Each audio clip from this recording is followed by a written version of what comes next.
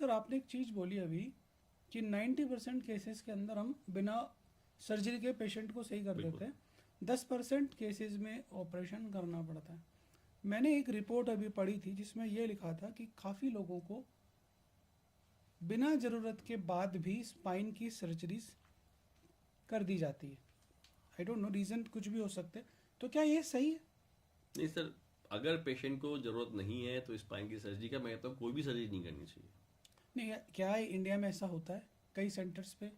Sir exactly तो क्योंकि मतलब आपने लखनऊ से किस किया है और आप सब इंडिया के टॉप इंस्टीट्यूट से हो। मैंने तो गवर्नमेंट सेक्टर में काम किया है, वहाँ तो अगर अगर गवर्नमेंट सेक्टर में कोई डॉक्टर कह दे कि इसकी सर्जरी जरूरत है तो आप मान लीजिए कि उसकी जरूरत है। ज़रूरत है। क्योंकि हम लोग इतने ओवरबर्डन होते हैं, ठीक है, कि कोई भी आपको अननेसेसरी एडवाइस मना ही नहीं करेंगे कि करेगा। बाद में आ जाना। और हम ये कोशिश करते हैं कि जहां तक हो और इसकी सर्जरी टाली जा सके तो हम टालने की कोशिश करें।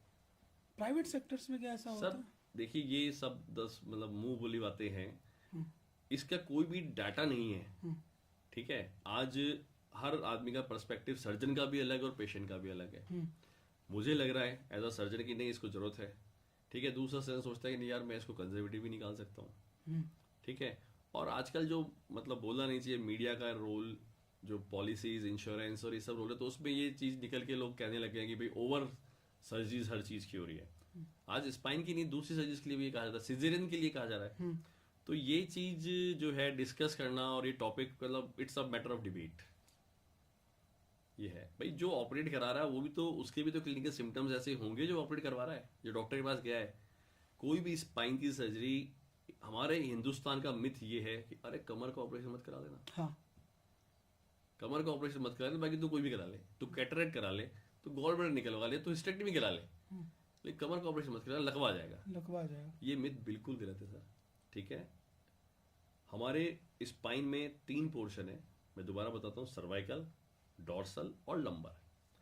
जो पीआईवीडी वाली बात आती है, स्लिप डिस्क वाली बात आती है, that is commoner to lumbar spine, ठीक है। लंबर स्पाइन की सर्जरीज के अंदर लकवे वाला कंसेप्ट बहुत कम है। मैं ये नहीं कहता नहीं है डेफिनेटली है, लेकिन ऑन द कॉन्ट्री सर्वाइकल और डॉर्सल के अंदर ये ज्यादा है। क्योंकि हमारी जो स्पाइनल कॉर्ड है, स्पाइनल कॉर्ड लंबर कैनाल जहां से स्टार्ट होती है वहां के खत्म हो जाती है, और उसके बाद उसमें सिर्फ रूट्स होती है, मतलब जैसे घोड़े के बाल की तरह नसें निकलती है। अदरवाइज जो सॉलिड कॉर्ड है, it stops at the level of, it ends at the level of L1 only. तो वहां पर ट्रॉमा का चांस ड्यू टू सर्जरी और एनी मॉडलिटी ज्यादा है बजाय लंबर पीआईवीडी के। अब क्या है कि किसी के कोई गिरा और उसके साथ ऑपरेशन हो गया गर्दन का और वो तो साहब लकवे में आता है, इट्स मतलब एक्सेप्टेबल, ऐसा हो सकता है। सूजन मतलब किसी भी सर्जन के साथ हो सकता है, कोई भी ये डेफिनेटली नहीं दावा कर सकता है नहीं साहब मैं ऑपरेट करूंगा तो आपके कुछ नहीं हो, ठीक है। लेकिन ये लंबर में कम है ये रेशो। लेकिन वो जो एक मिथ फैला हुआ है सब तरफ कि कमर का ऑपरेशन मत करा देना, ये गलत है। अगर आप कमर का ऑपरेशन नहीं करा रहे हो और वो वाकई रिक्वायर्ड है, अगर आपकी नसों पे इतना दबाव आ रहा है तो धीरे धीरे आपकी नसें डैमेज हो जाएंगी और वो वही सिम्टम्स प्रोड्यूस करेगी जो सर्जरी से आपको डैमेज हो सकता है। एक टर्म होता है हमारे स्पाइन में, कॉर्डाइकोना सिंड्रोम। कॉर्डाइकोनाइज मतलब जो हमारी नीचे स्पाइन की जो रूट्स निकल रही है, इट्स लाइक हॉर्स, कॉर्डाइकोना। तो कॉर्डाइकोना सिंड्रोम में 3 चीज होती है। एक तो फुट ड्रॉप, पंजा लटक जाना। उसमें क्या होता है? वही बता रहा हूँ, फुट मतलब हमारा जो पंजा है, हमारा पंजे की वीकनेस आ जाती है। हम नॉर्मल जो चला पा रहे हैं चला नहीं पाते, पंजा उठता नहीं है। फिर चलेगा कैसे आदमी? सुनिए, है ना। और कॉर्डाइकोना के साथ साथ सेंसरी लॉस और जो पेशाब टट्टी का कंट्रोल है वो चला जाता है, ठीक है। कॉर्डाइकोना सिंड्रोम, अगर आपने पेशेंट की स्लिप डिस्क है अच्छी खासी बाहर निकली हुई पड़ी है, प्रेशर डाल रही है, आपने ऑपरेट नहीं कराया, तो उसको कॉर्डाइकोना सिंड्रोम हो जाएगा। तो मतलब फिर वो चल नहीं पाएगा? वो चल नहीं पाएगा, चलेगा तो रगड़ के चलेगा, वो रगड़ के चलेगा। रगड़ के चलेगा, वो उसको पंजा ऐसे उठा के ना पड़ेगा। और टट्टी पेशाब का नहीं कर। कंट्रोल चला जाएगा, उसको नलकी रहेगी और उसको पेशाब जो है उसको पता नहीं होगा, एहसास नहीं होगा, कॉन्स्टिपेटेड रहेगा, कब उसको लेटरिन का भी पता नहीं लगेगा।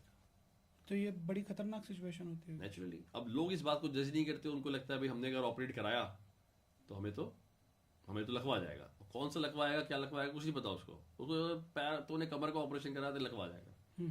और इस कंडीशन में वो उस कंडीशन तक पहुंच जाते हैं कि that become irreversible for us, कि हम सर्जरी करने के बाद भी जो है ऐसे ऐसे लोग हमने देखे हैं, जिनका हमने ऑपरेट कर दिया पर फुट ड्रॉप था, वो रिवर्सेबल नहीं हुआ, वो आज तक पंजा लटका के चल रहे हैं।